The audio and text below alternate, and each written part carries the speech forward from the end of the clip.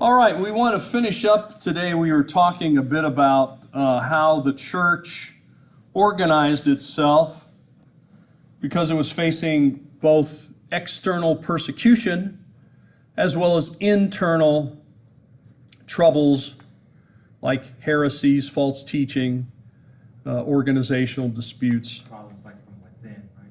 Yeah, problems within and problems without. And what this leads then to, what we're suggesting is that it leads to a more superstructure of the church. That is more organization of the church. Depends on whether you like organizations or not. I like organization. I'm a little mixed on organizations. If I'm being honest. Yes. I like things to be organized. But organizations, sometimes I occasionally have different thinking than them. But that's okay. And one goes with the other, right? I remember one time I was in a class, I was teaching a church history class, and I said that the church functioned with a human organization, and like any human organizations, you have problems. One of the students in the class got very angry with me. He said, the church is not a human organization. The church is a divine organization. It's by God, it's Jesus, it's the body of Christ. I said, well, yes, but it's made up of humans. And humans are trying to lead it and organize it, right? That's left to us to do. And if that's the case, you get a group of people together, even as small as what's in this room, although it's a little bigger today than it has been, and you're going to have problems, right? You'll have conflict. That's just the way it is. So if, for example, you're going to spend a lot of time attending church, leading church, unfortunately, you better get used to conflict. That's all I can say to you. I would hope there would be no conflict in your future working in a church or attending the church or whatever, but that's just not going to be the case. There will be conflicts. We might argue over, what color the carpet should be. I've known churches that have split over that and less, right? Anyway, we don't have time to get into all that. But what I'm saying is that as the church faces problems, then the church develops these different systems of organization and hierarchy in the hopes that it's going to solve those problems. I don't think it always does. People who are administrators rely heavily upon having a meeting, and the meeting is going to solve the problem. I assume that's why they have so many meetings. They think it's going to help, right? I hope that's what they think. Now, I don't always share their optimism. Okay? That's just me. So, for example, later on when the church is facing a lot of problems and the Emperor Constantine looks out over the church and he sees all the problems of the church, his first instinct is that of an administrator. He calls a meeting. He said, well, here's what we're going to do. We're going to get all these bishops, we're going to get all these leaders together, we're going to have this big meeting, we're going to sit down and talk about it, we're going to write out a vision statement or whatever you want to call it, right? And that's going to solve the problem. Then everybody will agree, we'll pass that around, then we say, hey, we had a meeting about that a while back at Nicaea, and that kind of solves all the problems. Right? Well, unfortunately, it didn't solve all the problems. But now, as part of that organization and its hierarchy, part of it is a development of creeds or lists of things that, you should believe, you must believe, and those that if you don't believe, you are not in our group, you are heretical. Another thing is, as we're talking about here, is the structure of the Bible, that we want to make sure the Bible, the New Testament that we're reading, is correct. And that is really forced, in large measure when you study it. It's forced by the those who had false teachings started making their own list or suggesting other books that people should read. And so then people say, wait a minute, you shouldn't read those books.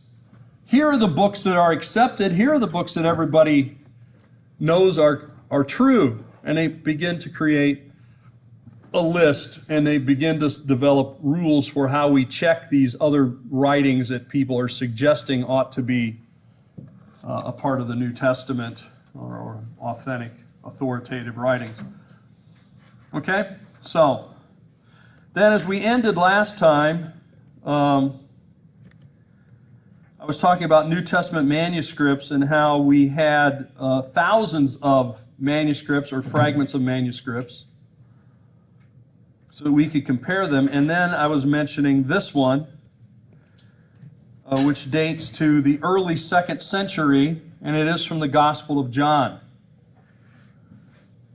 So you can see this piece on papyrus. This is actually from a codex.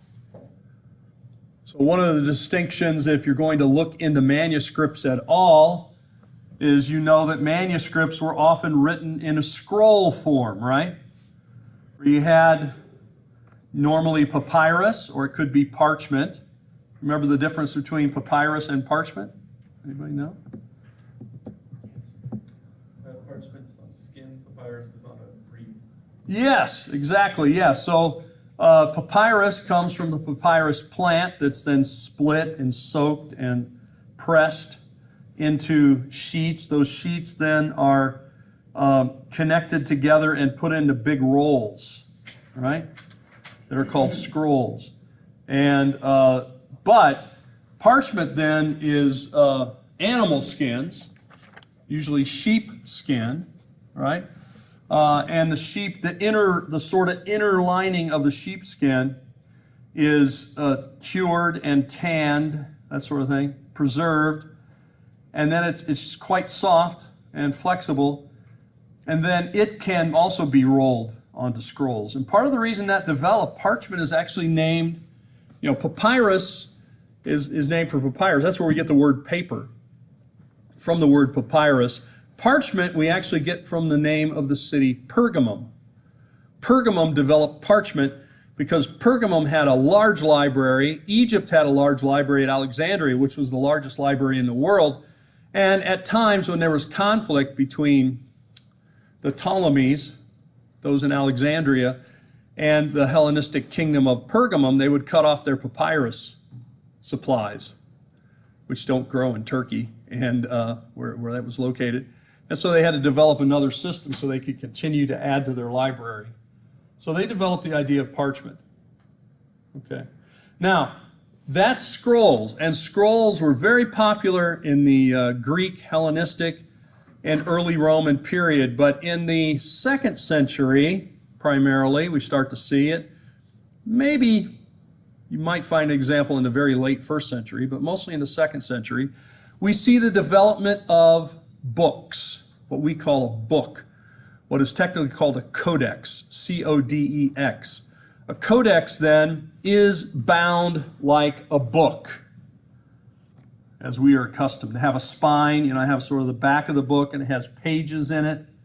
Those pages, by the way, if you've ever looked at a book, they are groups of pages, unless it's a paperback or something. If it's a nicely bound book, they're a group of pages, and those pages are then sewn in to a binding. They're bound together in a collection of pages, okay,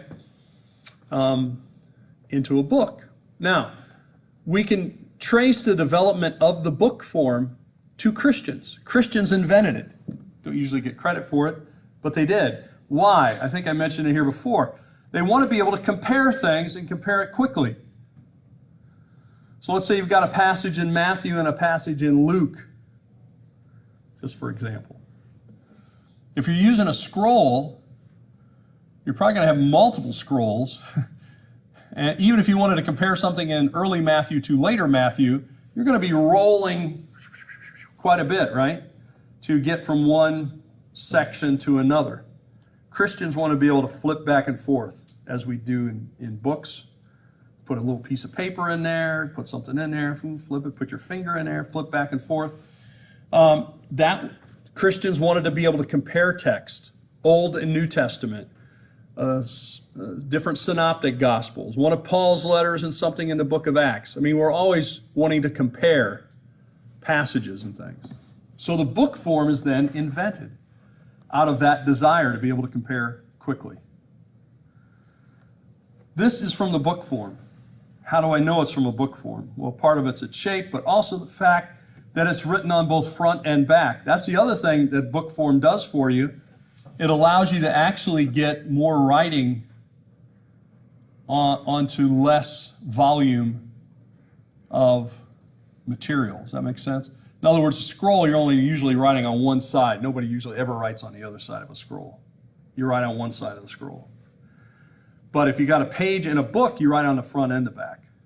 And that's what we have. As I'm going to show you, the next image is going to flip this piece over and there's writing on the back. So if you look at that, the torn part, that part up there that's missing, when I flip it, you'll see it's reversed. So here, I just put this as an example. We have very early examples of New Testament writings. The Gospel of John, most everybody I know says it's written very late in the first century, right? If it's actually written by John, John dies around 96, 97, so that means it's written in the late 90s. This particular fragment, I think, is from about 120, 126 AD. Less than 30 years, about 30 years after the death of John, probably after the writing of this gospel, within about 30 years, we have a copy. That's pretty early in the scope of things, right? And it comes from, just happens to come from something that relates to what's coming up this weekend, right? We have Easter coming up, and so this is about Pilate. This fragment of John 18, take him yourselves and judge him by your own law.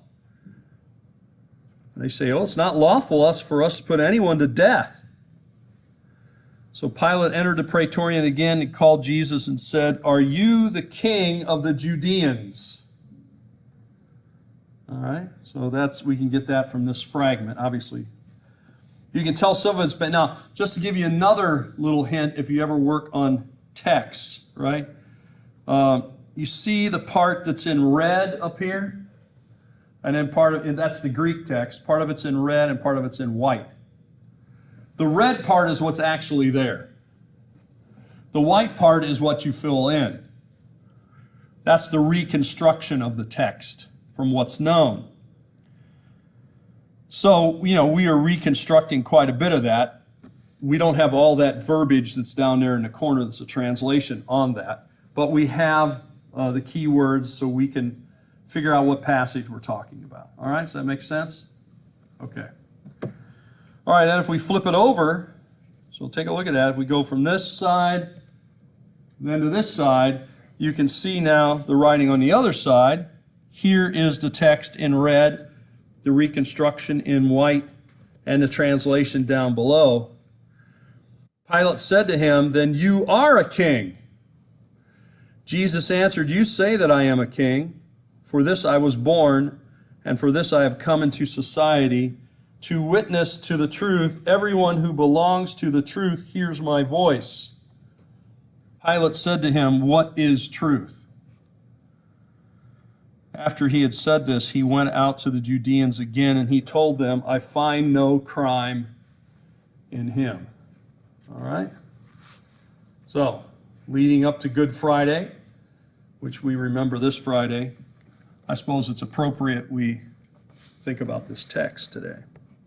Now, other things that happen within the church that changes or begins to have discussion on it, one of the idea is baptism. When does infant baptism begin? We don't see it in the New Testament. There is no record of an infant being baptized in the New Testament. We do have a record of adults being baptized. Now, some people point to the Philippian jailer and they say he and his whole household were baptized, and then they say, well, there must have been a baby in there somewhere. At least that's what I've heard people say, right? Didn't it just say they were saved? It says baptized. It does say baptized. I believe it says baptized, yeah. Well, you can go back and look at the text, but I'm pretty sure it says it. But at any rate, that's what some people argue. But I don't think we have any New Testament examples of an infant being baptized. That's just me. I'm a radical that way. So when did it then start? We don't really see it starting in any record until the 2nd century, maybe even the early 3rd century.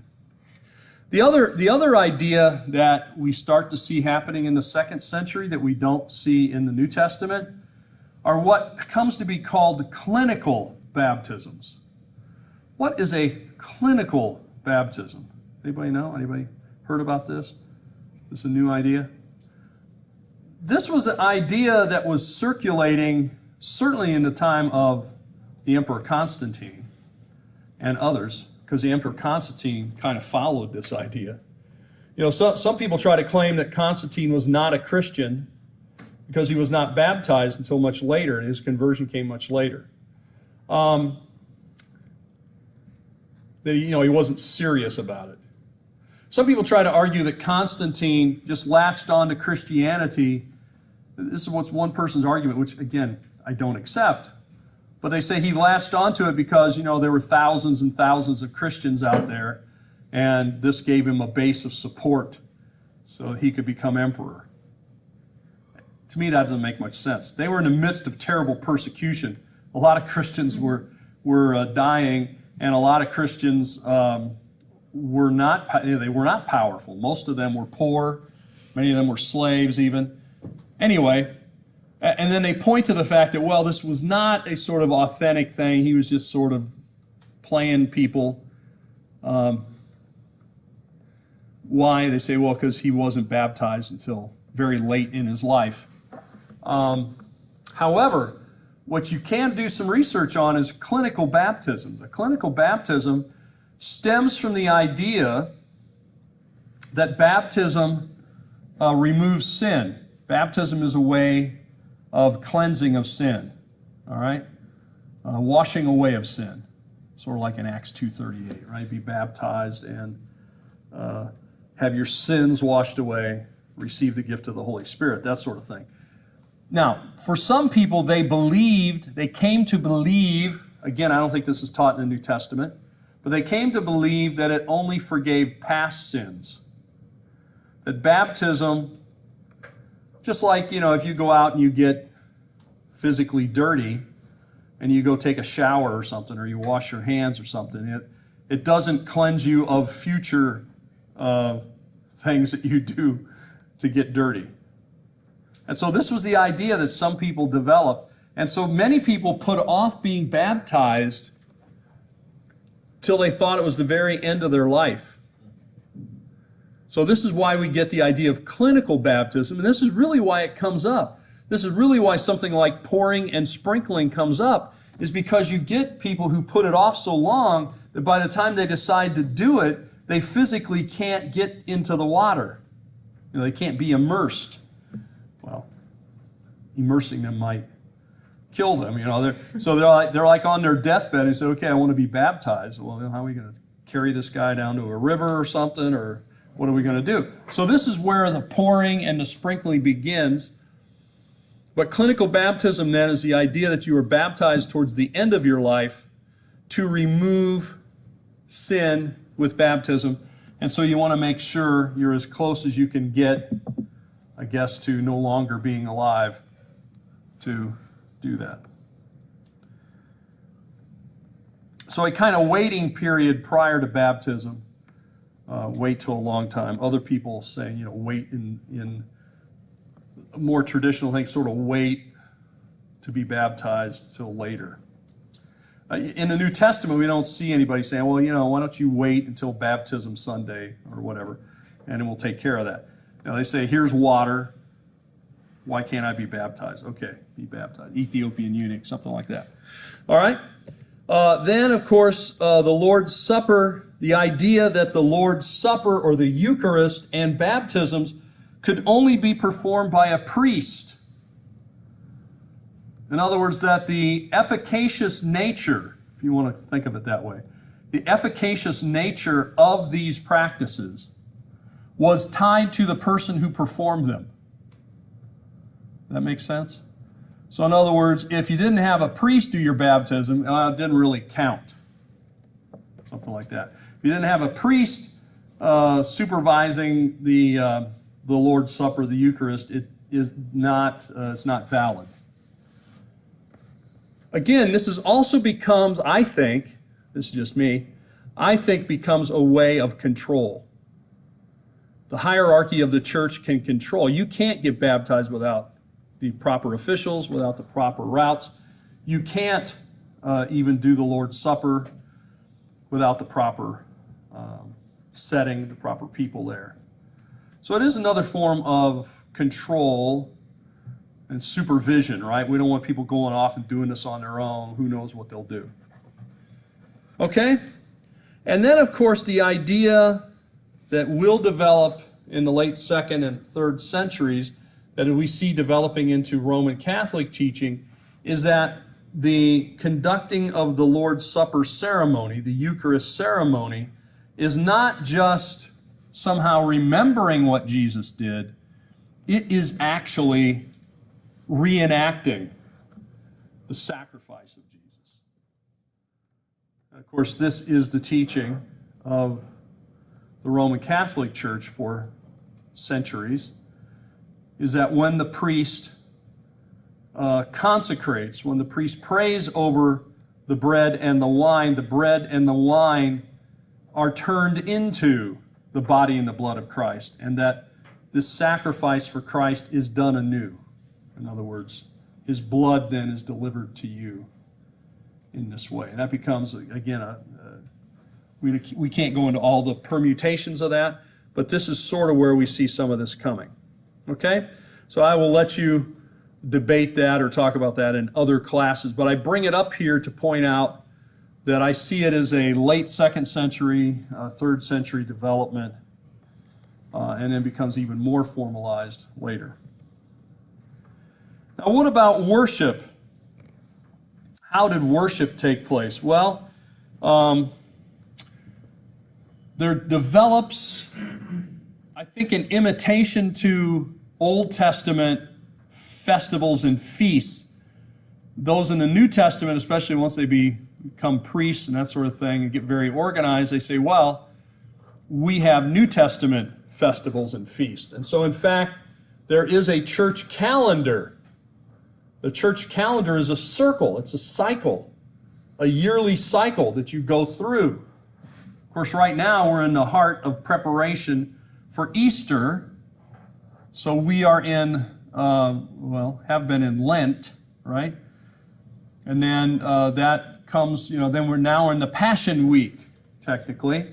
So in other words, the church has, and it even set it up like a circle, like a wheel or whatever, that this is, this area is, like preparing for the birth of Christ, is preparing for the death and resurrection of Christ, preparing for different parts. So there's different cycles of it, and then eventually that becomes the cycle of the church calendar, and it will come to be highly structured as to what can be done in services and what can't be done in services, and to what is to be worn and what is not to be worn.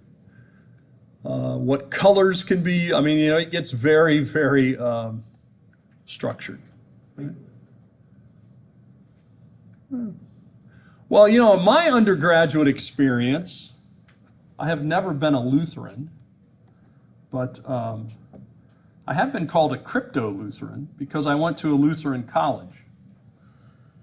I went to Valparaiso University in Valparaiso, Indiana, not in Chile. And that was a Lutheran school. It still is a Lutheran school. And so they there had chapel every day. Every day was chapel. And it had a big chapel. The chapel would hold like 4,000 people. Had stained glass, pipe organs. I mean, it's an impressive building. And they had chapel in there every single day. So you could go at 10 o'clock. Chapel was every day at 10. So they just didn't have any classes at 10. Now, they didn't have chapel credits, as we do here, right? Where you got to have so many a semester or something, or you get fined. They didn't keep track of it like that. It's just you go if you wanted to go. And so a lot of students did go.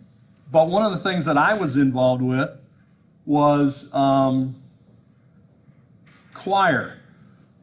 And it was actually the chapel choir, you might call it. They call it the Schola Cantorum choir, right?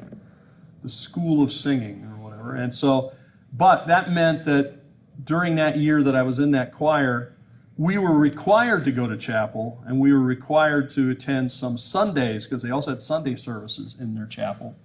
So we went through the entire liturgical year. So that's how I experienced it firsthand. Lots of stuff with banners, balloons, antiphonical singing, and so on, right? So I can remember for Good Friday, of course, everything was dark. They had a big crucifix up in the front of the chapel, and they had a dark robe-like thing, a cloth hanging over that crucifix, and the songs we sang were, of course, extremely somber. It was very quiet, that sort of thing. In great contrast to what had happened the Sunday before, which, of course, is the procession of Jesus coming into the city, and Palm Sunday, and then what happens the Sunday after. So this Passion Week, there were a lot of events we had to attend. So what I'm saying is there was a cycle of feasts, a cycle of worship. Easter was then tied with Passover, because in the New Testament, of course, it's tied with Passover. So part of the controversy then over Easter becomes, when do you celebrate Easter? Do you celebrate Easter? Well, for example, when we have Christmas, right? When we have Christmas, it's always December 25th, right? If December 25th is a Thursday, it's Christmas. If it's a Tuesday, it's Christmas. We don't wait till a Sunday, the Sunday closest to December 25th. It's December 25th. So in a nutshell, that was the controversy over Easter. Many people said it should be a fixed date, or it should be precisely fixed to Passover and not always on a Sunday. Other people said, no, it must be on a Sunday. Why? To correlate to the events of the New Testament, where Jesus was crucified on a Friday and arose on a Sunday, and Sunday is the first day of the week, and Sunday is the day, so we commemorate, the day of the week.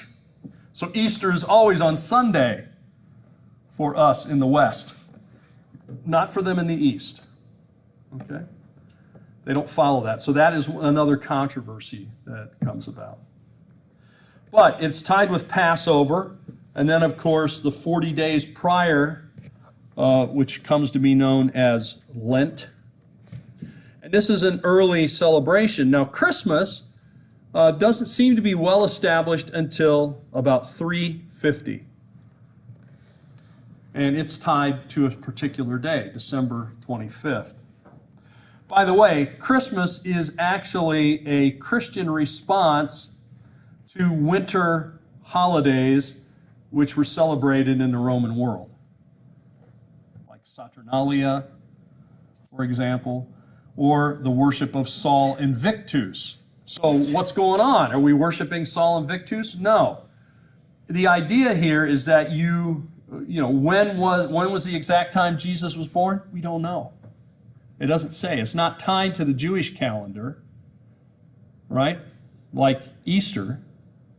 His resurrection is tied to Passover. That we know. So we know what time of the year that is. It does cycle, but we know when it happens. But Christmas, we don't know. It could well be that it's in December, but it might not be in December. And so what we see then happening is that Christmas becomes basically a Christian sort of hijacking, taking over of these feasts of the winter, which celebrate the idea that the days are getting longer. The shortest day of the year is December 21st, right? After that, the days start to get longer. You can tell that by December 25th. And so there are various celebrations that say, hey, the days are getting longer. The Sol Invictus, or the inconquerable sun, will not be conquered. And so the Christians take that sort of imagery and think, they make it Christian. So now most people don't even know anything about Sol Invictus or Saturnalia, but they do know about Christmas. Worship originally begins in houses. We read about that in the New Testament. It will move to churches. There is some debate as to when that begins, but most people would point to one of the very earliest churches. Now, there is an early church or a building that was used for prayer. It's earlier than this 232, but this is a dedicated, here's the idea. You have a dedicated space for worship. Not that somebody's house and you come in and use it, but it's dedicated for this. And this, at Dura Europos, which is near the Euphrates River, the very edge of Syria, not far from Iraq. I have been there, but I have not been there recently.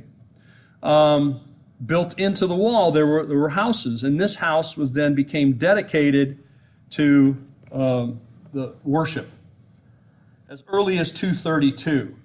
So there is some debate as to some other structures. Were they really churches? Were they modified houses? So some of them may have started in the late 2nd century. We definitely have this example in the early 3rd century.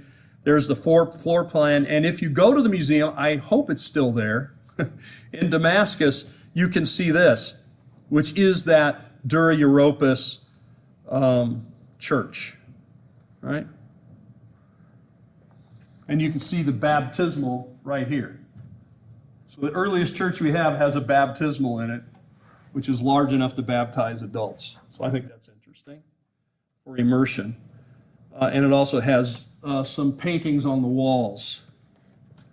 Now, other places where people went to worship when they were under siege were places like the catacombs in Rome, where basically as they would dig down, they buried bodies and then they just kept going down, making a deeper and deeper channel. So these became very clandestine. They would come and meet in these channels like this and pray and worship. And there's an early Christian symbol of Jesus as the Good Shepherd. Eventually what will happen is that dedicated buildings will be set up for Christian worship. These borrow from the Roman building, actually taken with a Greek name, basilica. Basilica means the building of the king, right, in Greek. This was used as a judgment hall by the Romans, like a courtroom. But this style of the building then is modified into a standard church form until eventually you will have this curved thing at the end. This would be on the east, so that when you looked towards the front of the church, you're looking to the east. This is the traditional way churches were built for centuries. I don't think anybody follows it anymore, is that as you were in worship, you would look to the east. Why? So if you happen to be in worship when Jesus returns, you'll see him coming. You're not going to have your back to him. This is also the way people were buried, so that if they sat up in their graves, they would be facing the east. Again, I don't know if people continue this today or not, but when I dig up a dead person in the Middle East, I can tell you their religion pretty much by how they're buried. Then later they added fill this out, make it bigger, and make another small curved apse there. So triapsoidal becomes a way, again, sort of with the Trinity and different areas that use it as they make it bigger. So this becomes the standard kind of church building. These are used by later 4th century, because it's hard to build structures. They get torn down and they're kind of illegal before. So after Constantine, we see this form beginning to take shape. All right, let's end there for now.